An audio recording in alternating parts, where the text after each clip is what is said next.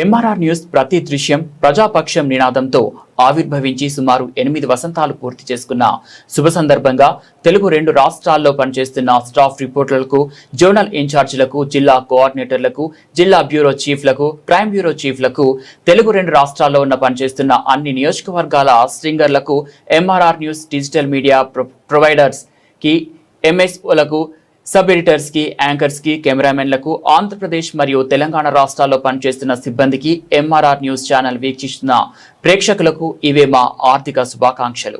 మా ఛానల్ని వీక్షించండి, లైక్ చేయండి, షేర్ చేయండి, సబ్స్క్రైబ్ చేయండి.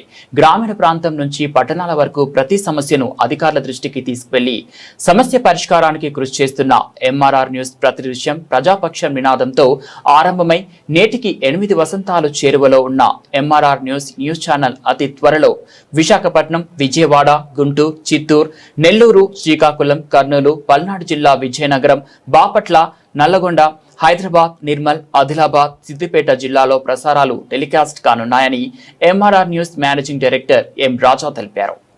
వ్యక్తుల మీద తప్పుడు కేసులు బనాయించినటువంటి పరిస్థితి నీది కాదా రామకృష్ణారెడ్డి? ఈరోజు ఎవరిని మభ్యపెడతావు? ఎవరిని మోసం చేస్తావు? పిన్నెల్లి రాజ్యాంగమా? ఎవడయ్యా మీకు చెప్పింది? ఏ రాజ్యాంగం ఈ దేశంలో కొనసాగుతుంది? పిన్నెల్లి రాజ్యాంగమో, ఇంకొక జగన్ రాజ్యాంగమో, లేకపోతే రాజారెడ్డి రాజ్యాంగమో కాదు ఈ రాష్ట్రంలో సాగుతుంది. బాబాసాహెబ్ అంబేద్కర్ రాసినటువంటి భారత రాజ్యాంగానికి లోబడి ఈ దేశం కావచ్చు, ఈ రాష్ట్రం కావచ్చు పరిపాలన కొనసాగుతుంది. పిన్నెల్లి రాజ్యాంగం అని ఎవరైతే ఈ పోస్టులను పెట్టి తప్పుడు కామెంట్లు చేస్తున్నారో వారి మీద కూడా చట్టపరమైనటువంటి చర్యలు చేపట్టాలని నేను మాచర్ల పోలీసు వారిని, జిల్లా ఎస్పీ గారిని విజ్ఞప్తి చేస్తా ఉన్నాను. ఈరోజు రాజ్యాంగ స్ఫూర్తికి, రాజ్యాంగ విధి విధానాలకు ఎవడికి పడితే వాడు రాజ్యాంగం ఎవడిచ్చాడండి వీళ్ళకి హక్కు? ఎవడు చెప్పాడు వీళ్ళకి హక్కు?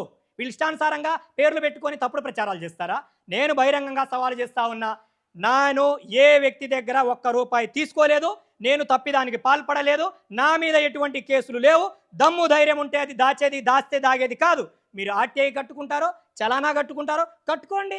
వెంకటేశ్వర నాయక్ మీద ఏమేం కేసులు ఉన్నాయని మీరు జస్ట్ ఒక దరఖాస్తు మీ సేవలో పెడితే నా మీద ఉన్నటువంటి కేసుల చిట్టా ఇస్తారు. ఇది ఆంధ్రప్రదేశ్ పోలీసు విభాగం వారు ప్రత్యేకంగా మాచర్ల సబ్ ఇన్స్పెక్టర్ గారు ఇచ్చినటువంటి ప్రభుత్వ డాక్యుమెంటు. వెంకటేశ్వర నాయక్ మీద ఎటువంటి సిఐడి కేసులు కానీ మరొక కేసులు కానీ లేవు. వెంకటేశ్వర నాయక్ మీద పెట్టినటువంటి ఒకే ఒక కేసు ఏదైతే ఉన్నదో 2024వ సంవత్సరం ఎలక్షన్కి ముందు సంక్రాంతి పండుగ నాడు నన్ను టార్చర్ చేయాలనేటువంటి ఒకే ఒక ముఖ్య ఉద్దేశంతో వరకపుడిశాల గురించి మాట్లాడుతున్నాడు, వరకసెప్పుడిశాల గురించి ప్రశ్నిస్తున్నాడు అనేటువంటి కారణాన్ని చూపి ఆనాడు చదువుకున్నవాడు కాబట్టి ఫర్దర్గా అడుగు వేసేటువంటి అవకాశం ఉంటుంది కాబట్టి ఒక పెట్టి కేసు పెట్టారు. ఆ పెట్టి కేసును కూడా ఇటీవల మాచర్ల కోర్టు వారు కొట్టివేయడం జరిగింది. ఈ రోజు వరకు కూడా వెంకటేశ్వర్లు నాయక్ ఏ తప్పు దానికి పాల్పడలేదు. మేము సేవలు చేశామండి ఈ మాచర్లో. మేము ఈ మాచర్ల ప్రజలకు తోడు నీడగా ఉన్నాం. మాచర్ల హాస్పిటల్కి మెడిసిన్ లేకపోతే రెడ్ క్రాస్ నుంచి మందులు తెప్పించినటువంటి ఘనత మా ఏపీజే కలామ్స్ విజన్ ఫౌండేషన్ది. మేం చేశాం కార్యక్రమాలు.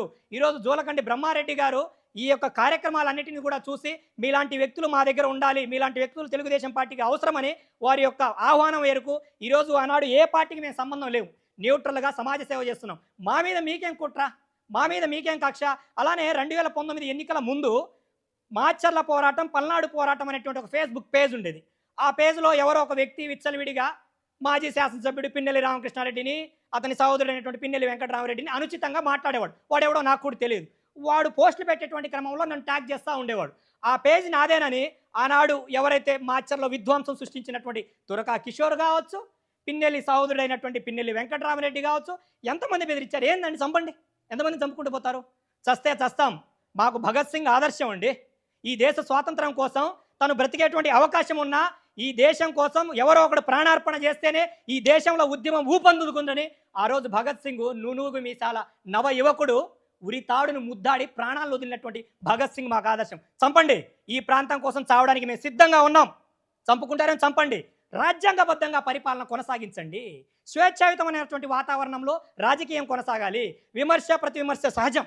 మీరు మాట్లాడారా, ఆరోపణ చేశారా, దానికి సమాధానం వారిస్తారు. లేకపోతే వారు ఆరోపణ చేశారా, సమాధానం మీరివ్వండి. అంతేగాని ఒకరి మీద ఒకరి దాడులు చేసుకోవడం, ఒకరిని ఒకరు చంపుకోవడం, ఇదెక్కడే అరాచకం, ఇదెక్కడే విధ్వంసం. ఈరోజు కూటమి గవర్నమెంట్ అధికారంలో వచ్చిన తర్వాత 2 తెలుగుదేశం పార్టీకి చెందినటువంటి నిండు ప్రాణాలను మేము కోల్పోయాము. అయినా కూడా మేము ఎక్కడ కూడా చట్ట వ్యతిరేక కార్యక్రమాలకి తావు ఇవ్వకుండా చట్టబద్ధంగా మిమ్మల్ని అరెస్ట్ చేసి గౌరవ సుప్రీంకోర్టు ఆదేశానుసారమే మీరు జైలుకి వెళ్ళారు తప్ప మరేదీ లేదు. ఈరోజు నన్ను 3rd డిగ్రీ ప్రయోగించి నా మీద తప్పుడు కేసులు పెట్టి ఇబ్బంది పెట్టారు. నేను కూడా ఈరోజు చేయాలనుకుంటే నాకు అవకాశం ఉంది కదా. నేను ఈ కూటమి ప్రభుత్వంలో ఒక నాయకుడిగా నాకంటూ ఒక గుర్తింపు ఉంది, నాకంటూ ఒక విలువ ఉంది. గౌరవ ముఖ్యమంత్రి వర్యులు నారా చంద్రబాబు నాయుడు గారి వరకు కూడా నేను మాట్లాడగలిగేటువంటి శక్తి సామర్థ్యాలు ఆ భగవంతుడు నాకు ప్రసాదించాడు. కానీ మేము చట్టాన్ని చేతిలో తీసుకోదలుచుకోలేదు.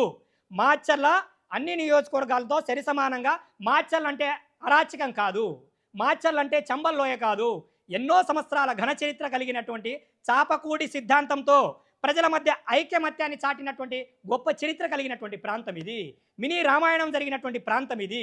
ఇలాంటి మాచర్లను రౌడీ రాజ్యంగా, పిన్నెల్లి అరాచకాల కోసము, లేకపోతే మర్డర్లు చేయడం కోసం, మానభంగాలు చేయడం కోసం ఈరోజు ఒకటారండా వీళ్ళ అరాచకాలు చెప్పుకుంటే నిజంగా ఇలాంటి ప్రాంతంలో ఒక్కోసారి పుట్టడం గర్వంగా భావిస్తే మరొకసారి ఎందుకు పుట్టామురా నాయన అనేటువంటి దౌర్భాగ్యమైనటువంటి పరిస్థితి మాకుంది. ఈరోజు గౌరవ ఎమ్మెల్యే గారికి కూడా నేను ఒకటే విజ్ఞప్తి చేస్తా ఉన్నాను.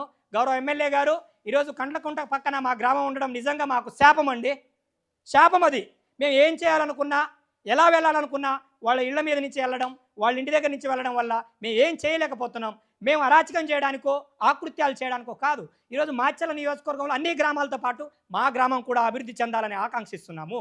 అంతేగాని తప్పుడు ప్రచారాలు చేసుకుంటూ రండి దమ్ముంటే. ఈరోజు కూడా మేము ఇప్పటి వరకు నేను సైలెంట్గా ఉన్నా. రాబోయేటువంటి వారం 10 రోజుల్లో తిరిగి మా యొక్క ఫౌండేషన్ ద్వారా తెలుగుదేశం పార్టీ సహకారంతో తిరిగి సేవా కార్యక్రమాలు మొదలు పెట్టబోతున్నాం. ఏ నా కొడుకు వచ్చి ఆపుతాడో రండి, ఆపండి, చంపుతారేమో చంపండి, మేము చావడానికి సిద్ధంగా ఉన్నాం. అంతేగాని అనుచితంగా తప్పుడు ప్రచారాలు చేయడం, తప్పుడు ఆరోపణలు చేయడం అనేది సబబు కాదు. నా మీద నాకు డబ్బులు ఇచ్చినటువంటి ఎమ్మెల్సీ పేరు ఎవడో తేల్చాలి. ఆ దమ్ము ధైర్యం ఎవడుకుందో బహిరంగ రండి. అలాగే నన్ను అరెస్ట్ చేసినటువంటి సిఐడి అధికారి ఎవరో కూడా ఈరోజు ప్రజలకు తెలియజేయాలి. ఇప్పటికే చూస్తున్నాం రఘురామకృష్ణరాజు గారిని ఏ విధంగా తప్పుడు కేసుల్లో బుక్ చేసి ఇబ్బంది పెట్టినటువంటి ఐజీ సునీల్ కుమార్ నాయక్ గారి పరిస్థితి మనం చూస్తున్నాం. కాబట్టి రాజకీయం అనేది ఎవరికి శాశ్వతం కాదు. ఈరోజు నువ్వు రాజు అయితే ఇంకో రోజు అతను రాజు, మరొక రోజు ఇంకో రాజు. అంతేగాని మీకు చేతనైతే ఈ ప్రాంతాన్ని అభివృద్ధి చేయడం కోసం, ఈ ప్రాంతంలో విద్య, వైద్యం, ఆరోగ్య పరిస్థితులను, స్థితిగతులను మార్చడం కోసం కృషి చేయండి. ఈరోజు 80 సంవత్సరాల స్వతంత్ర భారతంలో నేటికి వెనుకబడినటువంటి ప్రాంతంగా మనం కీర్తించబడ్డాం. నేటికి వెనుకబడిన ప్రాంతంగా మనం ఇబ్బందులు ఎదుర్కొంటున్నాం. పక్కనే నాగార్జున సాగర్ ఉన్న మన యొక్క గుక్కెడు నీళ్ల కోసం ఇబ్బందులు పడుతున్నటువంటి పరిస్థితి మనది.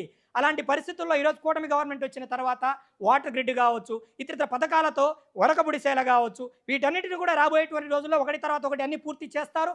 తప్పకుండా కూటమి ప్రభుత్వం తెలుగుదేశం పార్టీతోనే మాచర్ల అభివృద్ధి సాధ్యమవుతుందని ఈ మాచర్ల ప్రజలు నిర్ణయించుకున్నారు. కాబట్టే ఈ మాచర్ల ప్రశాంతంగా ఉన్నటువంటి మాచర్లో అలజడులు సృష్టించాలి, ఏదో ఒక విధంగా తప్పుడు ప్రచారాలు చేయించాలి అనేటువంటి ఒక నీచ బుద్ధితో, నీచ సంస్కృతితో ఏ ఇద్దరి మధ్యన చిన్న చిన్న గొడవలు అయితే వారిని రెచ్చగొట్టడం. వెంకటేశ్వర్లు ఏమైనా మాట్లాడుతున్నాడా? ఆ గ్రామంలో వెంకటేశ్వర్లకు పడినోడిని రెచ్చగొట్టడం, వెంకటేశ్వర్లను చంపేయండి మేము చూస్తాం. ఇదే రాజకీయం.